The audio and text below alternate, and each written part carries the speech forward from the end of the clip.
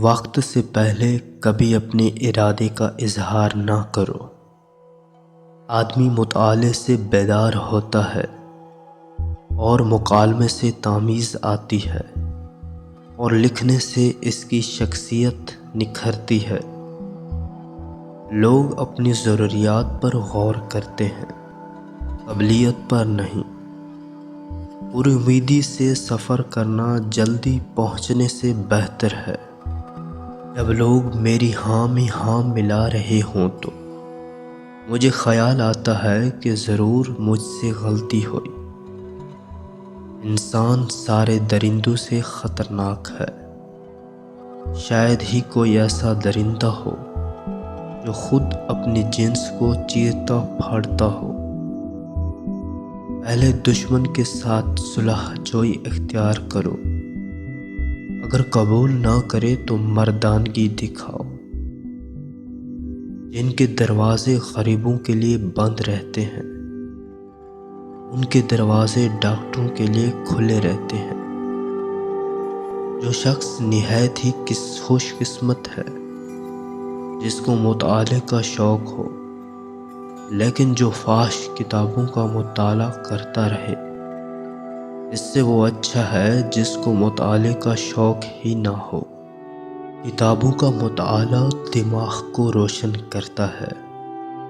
جو شخص زائد مصائب برداشت کرتا ہے وہی اہم کام سر انجام دے سکتا ہے۔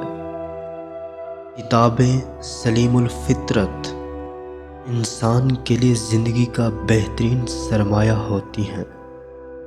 اچھی کتاب زندگی کا بہترین سرمایہ ہے۔ جھوٹ بولنا سچی بات کہنے سے زیادہ مشکل ہے۔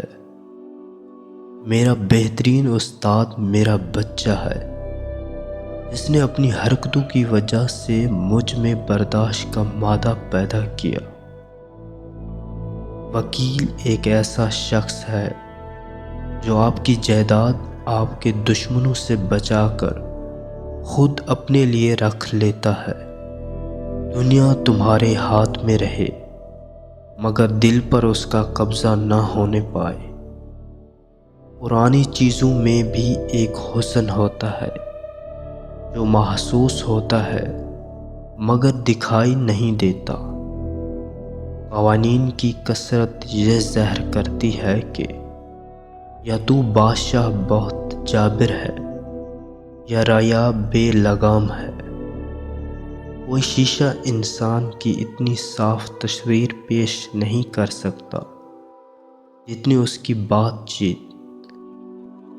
ان سے زیادہ قابل رحم غلام کوئی نہیں جو اس وہم میں مبتلا رہتے ہیں کہ وہ آزاد ہیں۔ جب غصہ غالب آ جائے تو خاموشی اختیار کرو۔ غلامی کے چاہے کیسے حسین نام رکھے جائیں، غلامی بہرحال غلامی ہے۔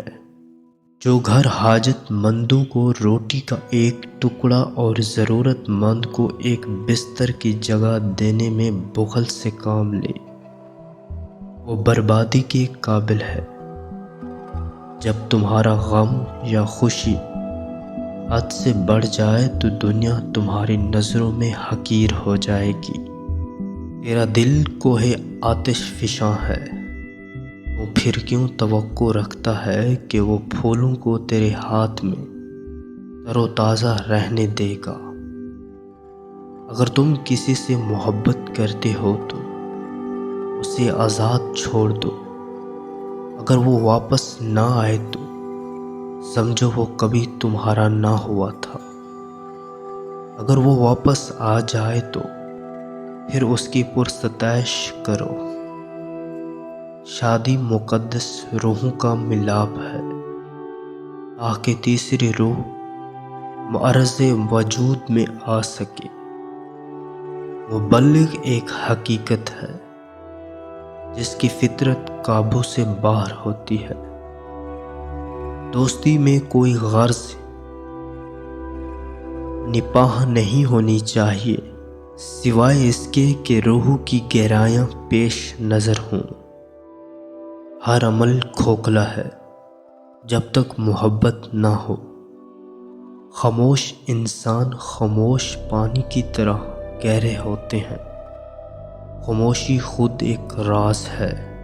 اس شخص کے ساتھ صحبت کرو جو نیکی کر کے بھول جائے اور جو حق اس پر ہو وہ ادا کرے۔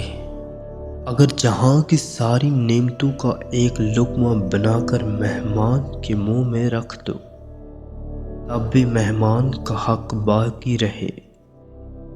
نماز اور روزی بڑی چیزیں ہیں مگر حسد، غرور دل سے دور کرنا اس سے بھی بہتر ہے۔ 3 چیزوں کی دوستی مضر ہے: نفس، زندگی، مال۔ ابو تراب بخشی۔ جو چیز زوال پذیر ہو اس کا جمع کرنا فضول ہے۔ اس شخص پر تعجب ہے جو حیا کی تعریف کرے مگر خدا سے شرم نہ کرے۔ مستحق سائل خدا تعالیٰ کا ہدیہ ہے جو بندے کی طرف بھیجا جاتا ہے۔ گناہ سے بچنے کا طریقہ یہ ہے کہ گناہ کا خیال بھی دل میں نہ لایا جائے۔ علم ایک نور ہے، خدا تعالیٰ جس کو چاہے عطا کر دیتا ہے۔ جس عورت کے بال گرتے جا رہے ہوں وہ پان کے پتے کو کئی دن بالوں میں پھنسا لے، 80 سال تک بال نہیں گریں گے۔ سلطان اسلام بے نمازی کے قتل کا حکم دے۔ صوفی وہ جس کے ایک ہاتھ میں قرآن پاک اور دوسرے ہاتھ میں سنت رسول ہے۔ جو شخص قربانی اور اثار سے کام لیتا ہے وہ مرکز بھی زندہ رہتا ہے۔ جو اچھی بات سنو لکھ لو اور جو رکھ لو اس کو یاد کر لو۔ جو یاد ہیں ان کو بیان کرو۔ بے نمازی سے خنزیر بھی پناہ مانگتا ہے۔ تیرے لیے اسباب جہنم تیرے ہی ہاتھ پاؤں، آنکھ، دل اور خصوصاً زبان ہے۔ انجام کی خرابی ابتدا کی برائی ہوتی ہے، لہذا ابتدا کو اچھا بناؤ۔ اس کا حال کیا ہو گیا جس کی عمر گھٹ رہی ہو اور گناہ بڑھ رہے ہوں۔ جو علم کو دنیا کمانے کے لیے حاصل کرتا ہے علم اس کے قلب میں جگہ نہیں پاتا۔ اصل کمال علم اور عمل دونوں کو جمع کرنے میں ہے۔ حسد کو چھوڑنے کی دوا ترک کر دینا ہے۔ خواہش نفسانی کو ترک کرنا بھی حصول مراد ہے۔ اچھی کتاب سیدھا راستہ دکھاتی ہے۔ استاد کی عزت کرو کیونکہ وہ یہ ہستی ہے جو تمہیں اندھیرے سے نکال کر روشنی کی راہ دکھاتی ہے۔